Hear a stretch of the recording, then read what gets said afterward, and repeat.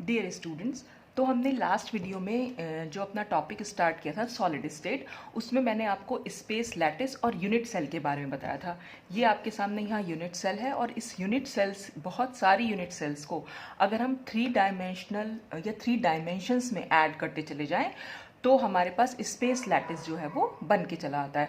तो space lattice की जो स्मॉलेस्ट यूनिट थी वो यूनिट सेल होती है। ठीक, ये सब हमने अपने लास्ट वीडियो में डिस्कस किया था। अब हम डिस्कस करेंगे कि ये यूनिट सेल कितने टाइप्स की होती हैं। टाइप्स ऑफ यूनिट सेल हालांकि आपके यहाँ से सिलेबस में तो नहीं है, लेकिन इस पर क्वेश्चंस बहुत आते हैं और MCQs क्वेश्चंस तो बहुत ही बन जाते हैं। तो कंपटीशन लेवल के हिसाब से भी इम्पॉर्टेंट है और हो सकता है कि वो आपको यहाँ पर भी BSc लेवल पर भी वो कोई क्वेश्चन पूछ सकें।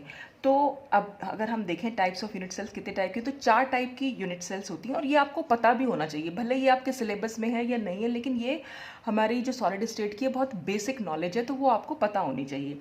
तो इसमें जो सबसे पहली यूनिट सेल है उसको हम बोल देते हैं प्रिमिटिव और बेसिक यूनिट सेल।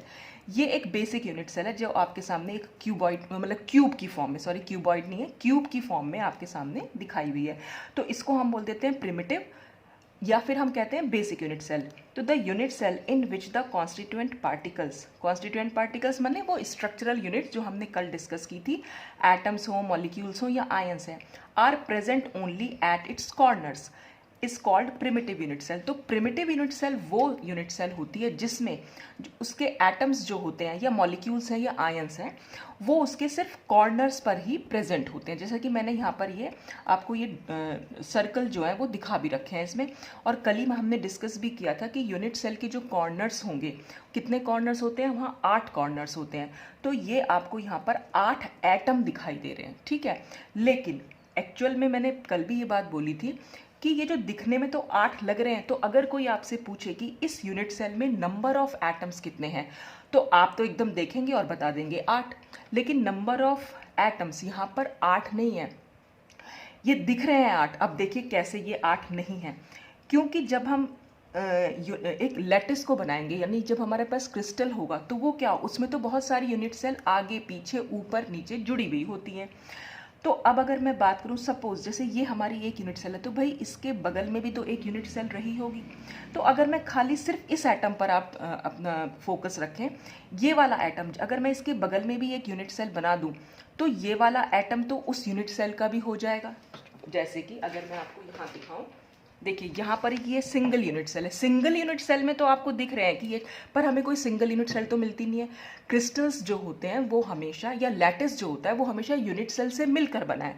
तो बहुत सारी यूनिट सेल्स जो हैं वो आपस में जुड़ जाती हैं। कैसे, जैसे कि मैंने आपको यहाँ पर दिखाया, ये यहाँ पर क्या है, 2 यूनिट सेल आपस में जुड़ी हुई हैं। ठीक है, अगर मैं इसको ऐसे ऊपर रख दूं तो ये हमारे पास कुल मिलाकर कितनी हो जाएंगी, 3 हो जाएंगी। और सपोज मैं यहाँ पर रख दूं तो 4 हो जाएंगी। ठीक, तो इसी तरह से क्योंकि ये यूनिट सेल एक के ऊपर एक होती हैं, तो बहुत सारा जो है एक हमारे पास स्पेस लैटिस बन के आता है। तो अब अगर देखिए मैं यहाँ पर आप सिर्फ इस एटम पर फोकस कीजिएगा। ठीक है, अब जैसा कि आपको यहाँ दिख ही रहा है, एक यूनिट सेल हमारी ये बन के आ रही है, ठीक है, और एक यूनिट सेल ये वाली बन के आ रही है। ठीक, तो ये वाला एटम तो इस यूनिट सेल का भी है और इस यूनिट सेल का भी है। तो हम ये कह सकते हैं कि इस वाली यूनिट सेल में तो इसका सिर्फ आधा ही पार्ट आ रहा है। देखिए यहाँ पर ये लाइन देख रहे हैं आप, ये लाइन अगर मैं ऐसे यहाँ पर आपको दिखाऊं ऐसे, तो देख सकते हैं आप, आधा पार्ट इधर है और आधा पार्ट इधर है।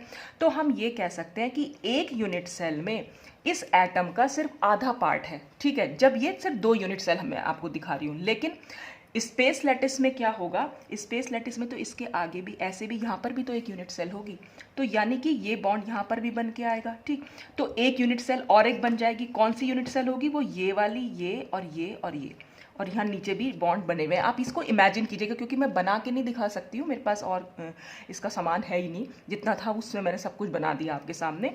तो आप देखेंगे अब क्या होगा, इसका मतलब ये वाला जो एटम है अब 3 यूनिट सेल में आपको दिखाई दे रहा है।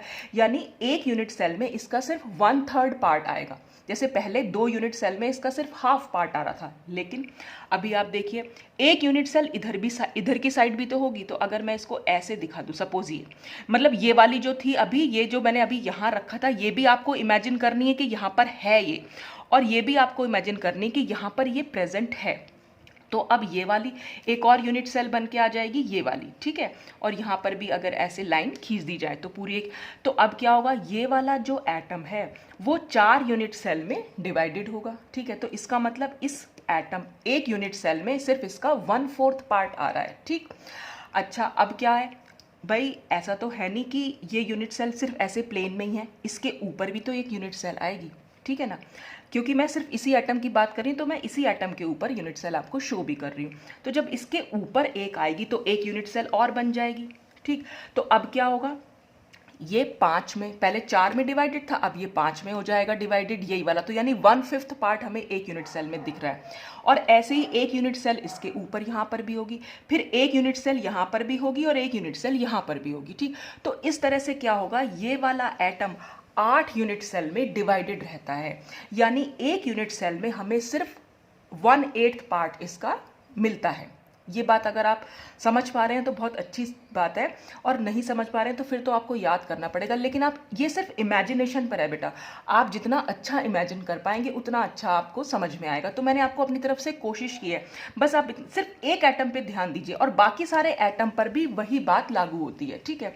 ये सिर्फ एक एटम, जैसे मैंने अभी आपको दिखाया, क्लियरली दिख भी रहा है हमें कि एक एटम जो है 2 यूनिट सेल में दिख रहा है हमें, ठीक है। लेकिन जैसे ही मैंने इसको आगे रखा, अब यही एक एटम इस यूनिट सेल का भी हो गया, फिर यही एक एटम इस यूनिट सेल का भी हो गया। तो अपने जो प्लेन में है कम से कम वो 4 यूनिट सेल तो है ही है उसकी, और ठीक इसके ऊपर भी तो एक यूनिट सेल होगी, और उस यूनिट सेल का ये नीचे वाला पार्ट बनाएगा एटम। देखिए, ऊपर वाला पार्ट तो ये एटम बनाएगा, और नीचे वाला, ऊपर वाले पार्ट से मतलब जैसे ये जो 4 हमें दिखाई दे रहे हैं, ये इस यूनिट सेल का ऊपर वाली फेस है, और जो नीचे वाली फेस है वो ये वाली फेस है, जो नीचे 4 एटम दिख रहे हैं। तो ऐसे ही जब मैं इसके उसके ऊपर रखूंगी तो जो नीचे वाली फेस का ये एटम है वो इस यूनिट सेल के लिए होगा, इस यूनिट सेल की नीचे वाली फेस पर वो एटम होगा, ठीक है। ऐसे ही इस वाली यूनिट्स अगर मैं यहाँ पर रखी हूँ तो इस यूनिट सेल का भी जो नीचे वाली फेस है उसका ये एटम होगा। फिर ऐसे ही, क्योंकि यहाँ पर भी एक रखा और इसके ऊपर भी तो एक यूनिट सेल आएगी, तो इसके ठीक ऊपर भी एक यूनिट सेल होगी, तो उस यूनिट सेल का नीचे वाली फेस में भी ये वाला एटम आएगा ही आएगा। और ऐसे ही जब ये यहाँ रखी हूँ और इसके ऊपर भी एक और मैं रख दूँ यूनिट सेल, तो उसकी भी नीचे वाली फेस से ये मिलेगा। तो इसका मतलब एक एटम जो है वो 8 यूनिट सेल में डिवाइडेड है, तो एक यूनिट सेल में खाली उसका 1/8 पार्ट आ रहा है। तो अगर आपको ये बात समझ में आ रही है तो बहुत अच्छी बात है, नहीं तो आपको फिर इसको याद करना पड़ेगा। अब इसको कैसे हम निकालते कैसे, तो नंबर ऑफ एटम्स कई बार पूछे जाते हैं, कंपटीशन लेवल पे तो बहुत ज़्यादा पूछे जाते हैं, तो हो सकता है यहाँ पर भी पूछे जाए। तो अगर कोई पूछे कि नंबर ऑफ एटम्स इस यूनिट सेल में कितने हैं, तो आप कैसे काउंट करेंगे उसको। सबसे पहले तो हमें देखना है कि नंबर ऑफ लैटिस पॉइंट्स कितने हैं, यानी टोटल नंबर ऑफ एटम्स हमें कितने दिखाई दे रहे हैं, जो दिख रहे हैं बस हमें वो लिखने। तो हमें दिख तो रहे हैं 8, ठीक है, लेकिन हर एटम का कितना पार्ट हम इस वाले यूनिट सेल में सिर्फ 1/8 पार्ट है, या हम ये भी कह सकते हैं कि वो कितनी यूनिट सेल में डिवाइडेड है, क्योंकि वो एक एटम 8 यूनिट सेल में डिवाइडेड है, तो एक पोर्शन में मतलब एक यूनिट सेल में उसका खाली 1/8 पार्ट हमें दिखाई दे रहा है। तो यहाँ पर आपको सिर्फ टोटल लैटिस पॉइंट्स लिखने हैं और मल्टीप्लाई करना है उसको, कितना पार्ट उसका इसमें प्रेजेंट है। तो 8 × 1/8 इसका आंसर क्या हो जाएगा, 1। तो यानी कि इस यूनिट सेल में सिर्फ एक एटम है, बस ये मैं आपको बताना चाह रही थी। क्योंकि अब वैसे भी आप समझ सकते हैं एक एटम कैसे, 1/8 ये है, 1/8 ये है, 1/8 ये, 1/8 हर एटम जो है वो 1/8 है, क्योंकि हर एटम जो है वो 8 यूनिट सेल में डिवाइडेड है। तो जब 1/8 को हम 8 टाइम्स प्लस कर देंगे तो हमारा आंसर 1 आ जाएगा। तो इसलिए प्रिमिटिव या बेसिक यूनिट सेल में नंबर ऑफ एटम्स होते हैं 1। अब नेक्स्ट है face centred unit cell. Face centred का मतलब क्या होगा कि इसकी फेस पर भी एटम प्रेजेंट होंगे। यहाँ कॉर्नर्स में तो होंगे ही होंगे, लेकिन हर फेस के बीच में भी एक, फेस सेंटर्ड है ना, हर फेस के सेंटर पर भी एक एटम प्रेजेंट होगा। तो the unit cell in which the constituent particles यानी नंबर ऑफ एटम्स, या मॉलिक्यूल्स भी या आयंस भी, पर मैं एटम्स ही बोल रही हूँ। तो constituent particles are present at the centre of each face in addition to the particles at its corners is called face centered unit cell।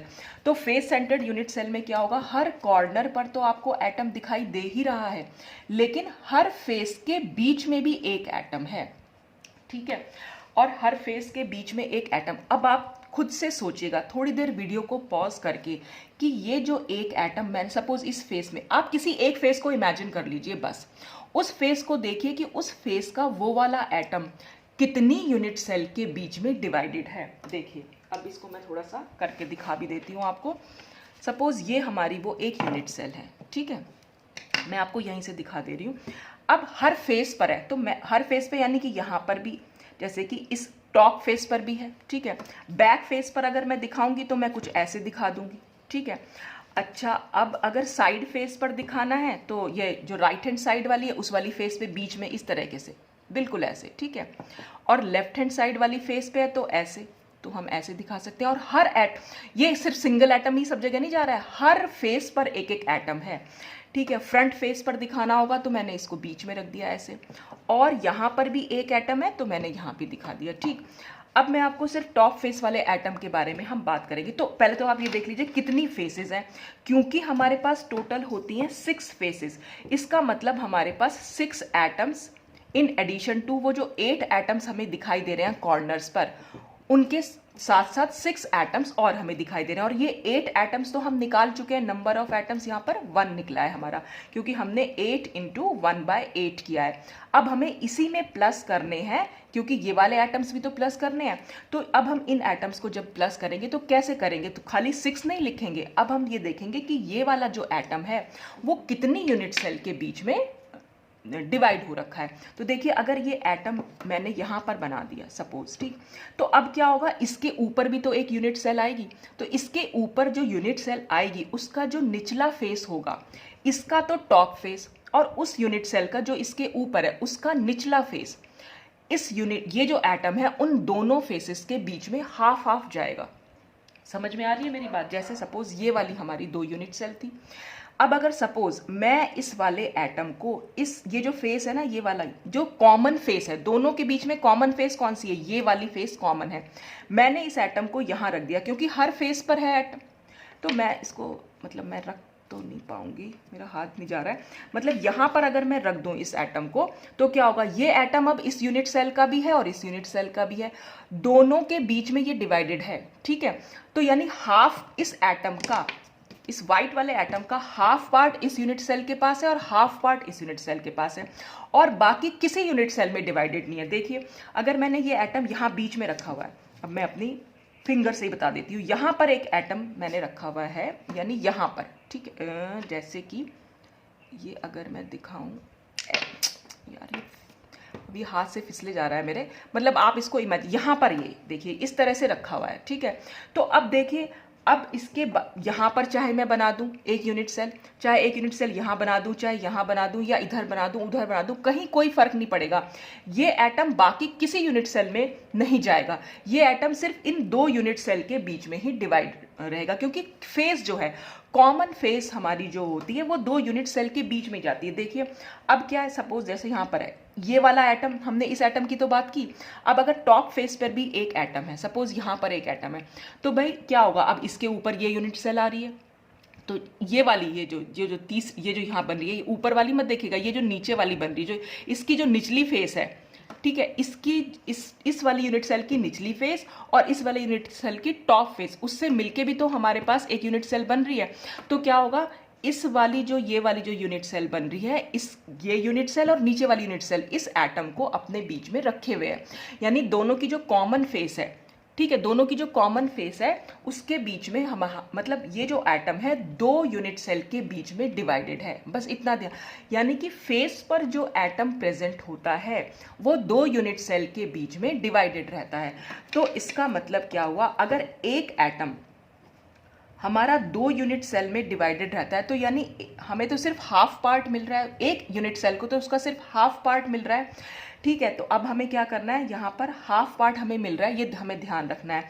तो total number of lattice point कितने हो जाएंगे, total number of lattice points हमारे पास एक unit cell में, face के बारे में सिर्फ मैं बात कर रही हूँ, जो फेस के बारे में, हर फेस पर क्योंकि एक एटम प्रेजेंट है और फेस कितनी है 6, तो इसका मतलब हमारे पास टोटल 6 एटम प्रेजेंट है हर फेस पर, और उन एटम का कितना पार्ट एक यूनिट सेल में जा रहा है, खाली हाफ पार्ट जा रहा है।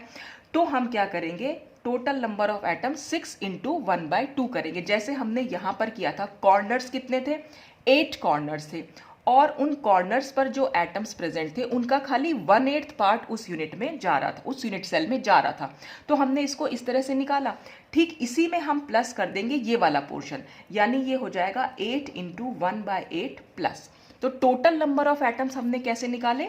ये कॉर्नर्स वाले एटम्स का कितना डिस्ट्रीब्यूशन, कितना पार्ट एक यूनिट सेल में है, और जो फेस पर प्रेजेंट है उनका कितना पार्ट इसमें प्रेजेंट है। तो क्योंकि एक फेस पर हमें खाली हाफ पार्ट दिखाई दे रहा है, तो 6 फेसेस पर हमें कितना दिखाई देगा? 6 इंटू 1/2। ठीक, अब अगर हम इसको सॉल्व करेंगे तो ये तो आंसर आ जाएगा 1 प्लस ये 2 3 जा हो जाएगा, ये ऐसे, और नंबर एटम्स हो जाएंगे 4।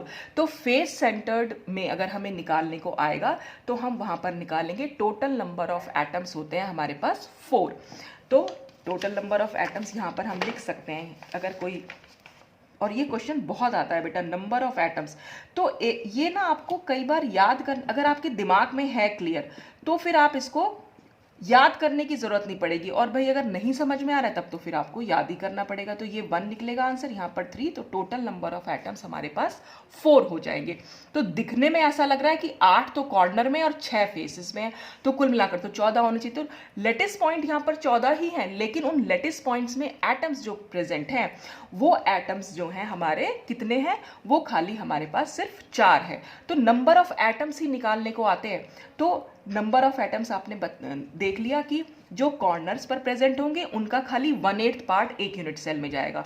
तो टोटल नंबर ऑफ कॉर्नर्स कितने हैं और डिवाइडेड बाय कितना पार्ट उसमें आया है। और अगर हमें फेस सेंटर्ड निकालना है तो फेस सेंटर्ड में कॉर्नर में तो प्रेजेंट होते ही होते हैं, फेस पर भी प्रेजेंट होते हैं। तो कॉर्नर्स के लिए तो हम निकाल ही चुके हैं पहले 8 इंटू 1/8 करके, उसी में हमें प्लस कर देना है क्योंकि 6 फेसेस हैं और एक यूनिट सेल में खाली उसका हाफ पार्ट आ रहा है। तो हमारे पास नंबर ऑफ एटम्स यहाँ पर 4 निकल के आएंगे। तो ये होती है फेस सेंटर्ड यूनिट सेल। तो आप इसका स्क्रीनशॉट ले सकते हैं। उसके बाद हम देखेंगे नंबर 3 यूनिट सेल हमारी कौन सी होती है। तो देखिए नंबर 3 होती है हमारी बॉडी सेंटर्ड।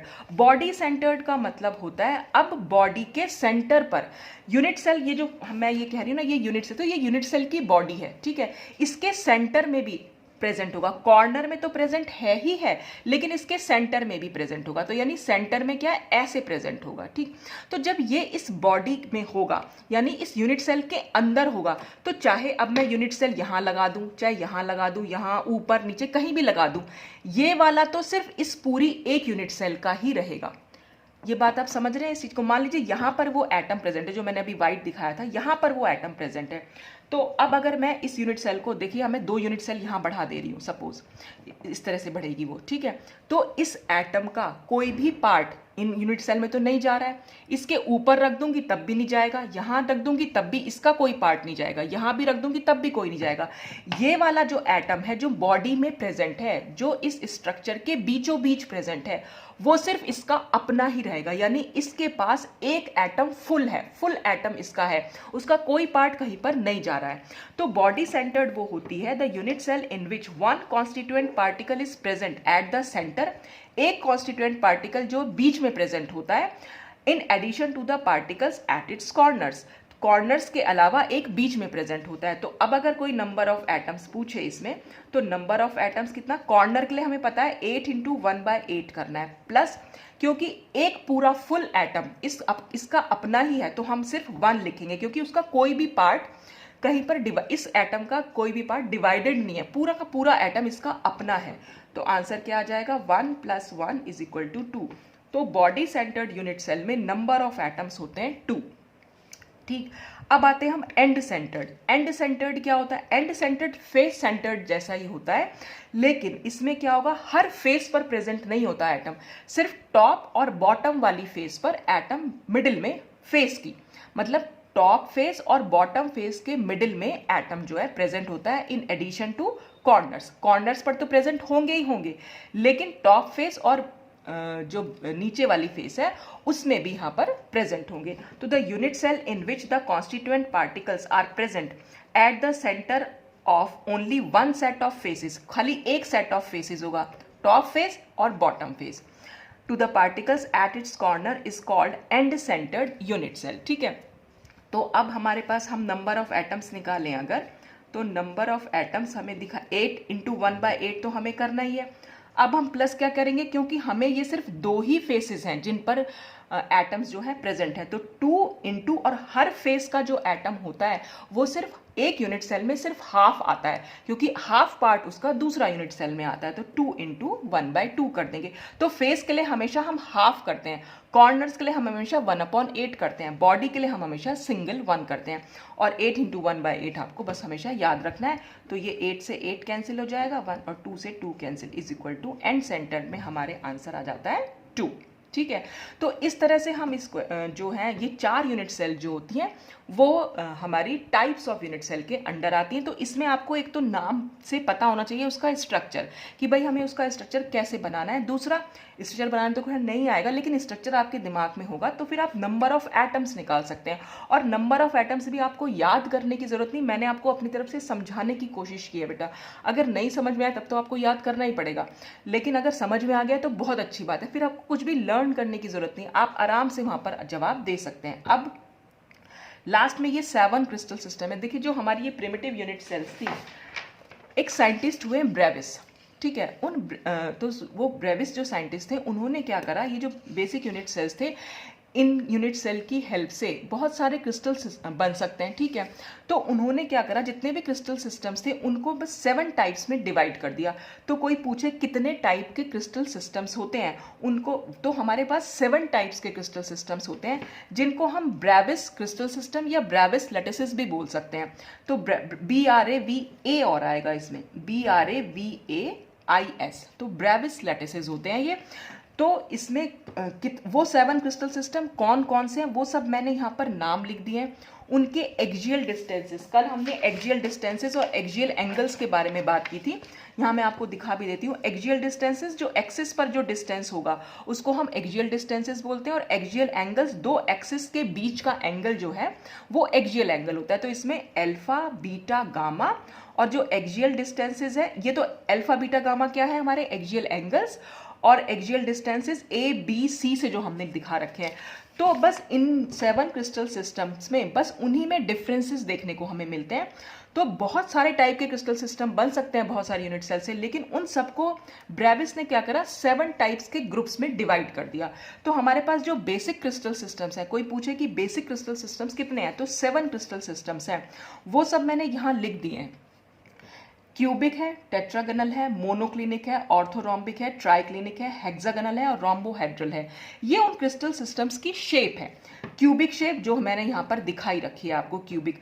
और क्यूबिक में क्या है, एक्सियल डिस्टेंसेस के बारे में इसने लिखा हुआ है, A = B = C, यानी कि चाहे ये डिस्टेंस हो, चाहे ये डिस्टेंस हो, और चाहे ये डिस्टेंस हो, ये हमारा बिल्कुल इक्वल होता है। ठीक है, और axial angles, alpha = beta = gamma, तो चाहे हमारा ये एंगल ले ले, चाहे हम ये एंगल ले लें, और चाहे हम ये एंगल ले लें, चाहे वो x और z के बीच में हो, x और y के बीच में हो, या y और z के बीच में हो, सारे एंगल्स जो होते हैं वो 90 डिग्री के होते हैं। ठीक, टेट्रागनल में क्या हो जाएगा, टेट्रागनल में A = B तो रहेगा, लेकिन C जो है वो इन दोनों के इक्वल नहीं होगा।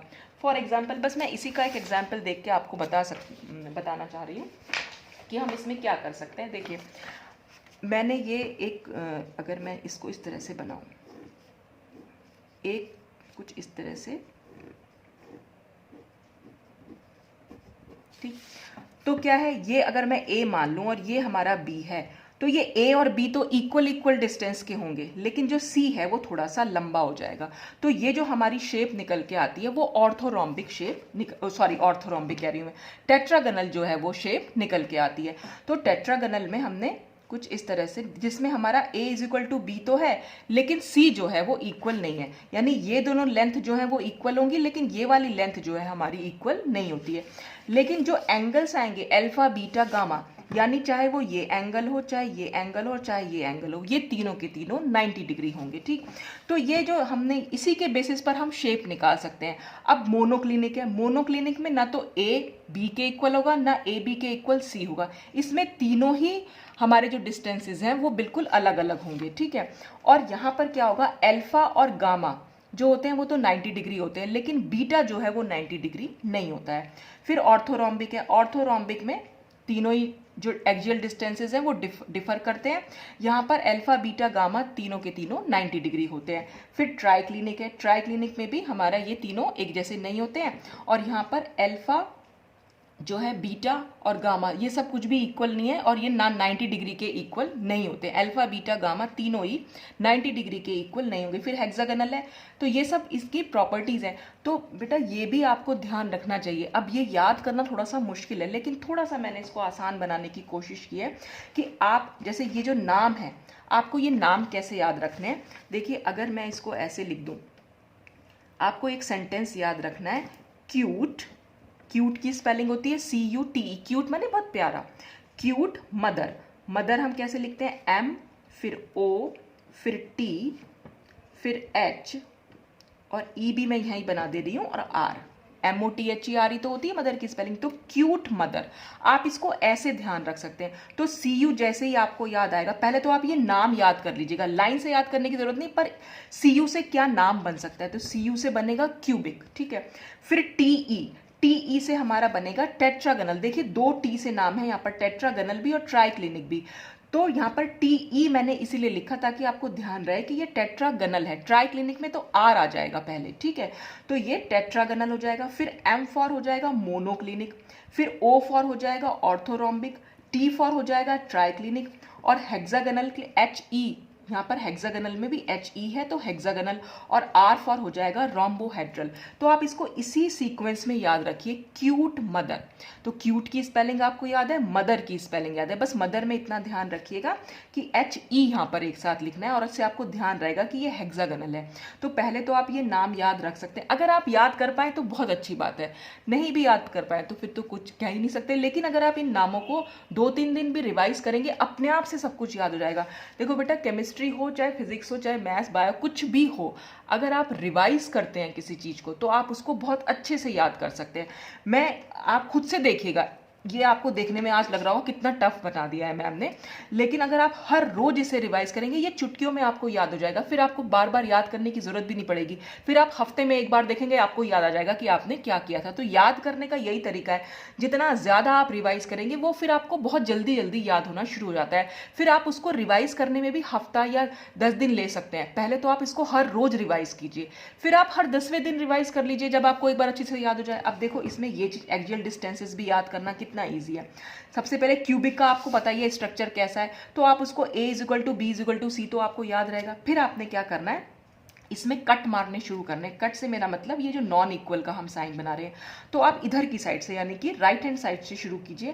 पहले एक कट बनाया, ठीक है, फिर एक कट तो हम यहाँ पर कोई कट नहीं है, यहाँ पर एक कट है, फिर हमारे दोनों कट हो गए, फिर हमारे 3 बिल्कुल एक जैसे हैं दोनों कट वाले, ठीक। उसके बाद हम क्या करेंगे, फिर से हम राइट हैंड साइड पर ही एक कट मारेंगे, और फिर हमारा कोई कट नहीं है। तो आप देख सकते हैं कि यहाँ पर ये जो 3 है, बीच वाले 3 बिल्कुल एक जैसे हैं। 3 के ऊपर जो बना है और 3 के नीचे जो बना है वो बिल्कुल एक जैसे हैं।